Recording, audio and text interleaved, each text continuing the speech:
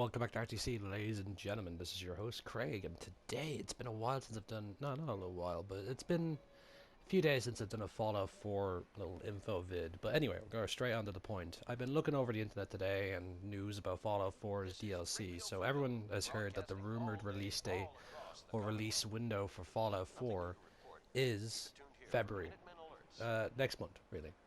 So apparently next month, by how the rumors go, is where this first DLC pops out, which we still don't know if Orc has it confirmed that it's the big underwater one that everyone's looking forward to. Um, with that coming out, like the harpoon gun that was found, and a lot of like a lot of the under part of a lot of the underwater parts of Boston, including with the Chinese submarine, has also, shows that there's a lot of stuff that should be there or what need to be there or underwater combat, which I don't see there's any use for underwater combat, but hey, whoever...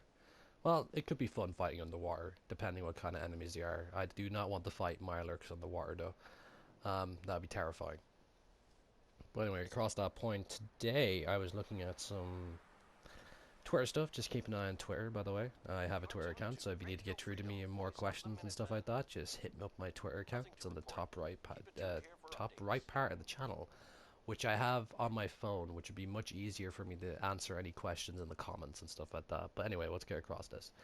None of that right now, but let's get across this. Someone, a fan, has left a message for, I think it was for P. Hines, I think, or just the official Bethesda Twitter page, was, when are mods coming out for the PS4 and Xbox One? Which he got a response was soon. That was the only thing. They're really tight-lipped about their whole release of new content, new DLC, and whatnot. Yeah, well, I'm currently inside my house, as you can see. My room's up there, but I don't know what's up with the lights. They look like they're off, but they're producing light anyway. But anyway, back on the point. We are, I would like to expect that the DLC is coming out maybe early February or middle of February. But we still have something to look forward to, which is the release of the first patch, which is currently in a beta stage on the PC versions. Now, I don't know when it's actually coming out, the first DLC, not DLC, the first patch for this, which includes like some more memory issue fixes. Apparently there was a decapitation glitch where you could be decapped and still walk around normally, which I was not aware of that. That didn't happen to me, so it would have been interesting to see, I guess, but oh well, I didn't get a chance to see it. But anyway, moving on from that, there's also some construction stuff that's going to be fixed for us, like when you're building, things are easy to snap to, more fluid, all that kind of stuff. Hopefully that'll make a big improvement on everyone building their settlements now. But what else was there? There was just a few other like different gun effects, I think, for like the barrels and stuff like that, and the whole tracer bullet thing going on as well. I'm not too sure. I'm trying to remember this top of my head. I really should have the list in front of me, but I don't have it at the moment. Yeah, so this is going to be probably an interesting time for Fallout. As you know, there's the what's it called, the season pass, currently on PSN and Xbox Live, which is about 30 quid or 40 quid, €30 or $40 or whatnot, and a pound as well. Let's throw in there as well.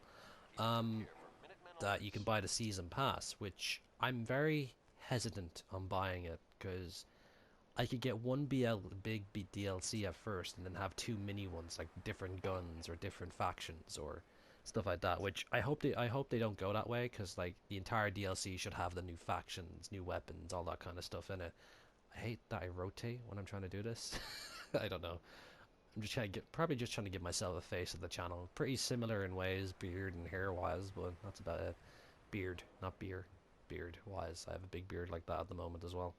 And anyway, going across that, well, from hearing some news, and then I'm gonna add in a bit of speculation right now, and something that I would like in Fallout. I would like the return of the Enclave.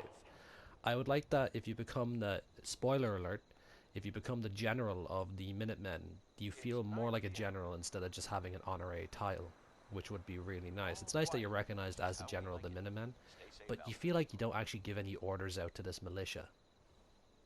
I brought it up in my old speculations video that like I'd like an NPC that can be brought to your towns called a quartermaster who would like give equipment to all the Minutemen for you. So you pick a designated amount because there's always like 4 or 5 Minutemen at a at those checkpoints. So you can give like 4 or 5 like each guy individual armor and weapons and stuff like that. I'd also like to see the Minutemen using power armor, to be honest, because there's a crap ton of it. There is. Like, you can get a load of power armor, or you can donate power armor and see him be used in the wastes by your actual little militia. And then go for the Brotherhood of Steel, like, oh yeah, cut ending for the Brotherhood of Steel. Spoiler alert. Um, while working with Paladin Dance, and you go through his storyline with the Brotherhood of Steel, as you see, I didn't go through that storyline on my main character. I went with the Minutemen because I like them. It was a slight change, but overall it's still a bit stagnant in the factions' backstories and, you know, how they would work. Um, but you can go with Paladin Dance. That would, I think Paladin Hayden said that, no, Scribe Hayden said that you could, right, like, there's a lot of paladins and knights that respect dance and would go against Maxon on his order. And then further on in the audio files about the about Maxon being taken out of the equation, you hear him like, you will become the elder. I think he said the main character, you will become the elder of the Brotherhood of Steel, which would be pretty amazing actually. And there's something else for dynamic changing, like you change the entire doctrine of the Brotherhood of Steel, and like instead of just like, you can make Elder Lions as Brotherhood of Steel, or really dictatorship Brotherhood of Steel back in California and whatnot, which would be really cool to see. And with the Institute, of course, you become the head of another spoiler. Few spoilers in this, please don't be angry if you watch this, but another another way of doing the game, I guess, is that like you become the leader of the Institute, which then your son Sean is going on a giant massacre. Like, he just wants to forget about the top surface and live on the ground in his science utopia. And you know, that's grand and all, but maybe you can undermine that when you become the head of the Institute. Like, let's help the people, give it a proper fighting chance, and like see what happens.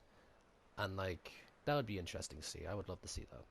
But anyway, like, all in all, like, what I'm wearing right now is sturdy combat armor and army fatigues. This is going to bring up one of my points. I would love to be able to change the colors. Like, each color for the sturdy combat armor has like either black or white or just standard green. Let's put different colors on it, different emblems on it as well. And the army fatigues, I wish you could change the colors of them, or add in fiber, bulletproof fibers, that type of stuff, Kevlar onto it, to make it a more better suit. I know you can possibly do that with the railroad, spoiler alert. Um, but yeah, so with the upcoming DLCs and the free updates, we've seen 2 updates, I believe. The one on day 1, and then another one a few weeks later, which was quite nice. It did fix up a few things. I've noticed a few graphical changes anyway with the second update, and yeah, it was pretty good. And yeah, you know, hit up the Twitter page, hit the comment section, hit the discussion section on the channel.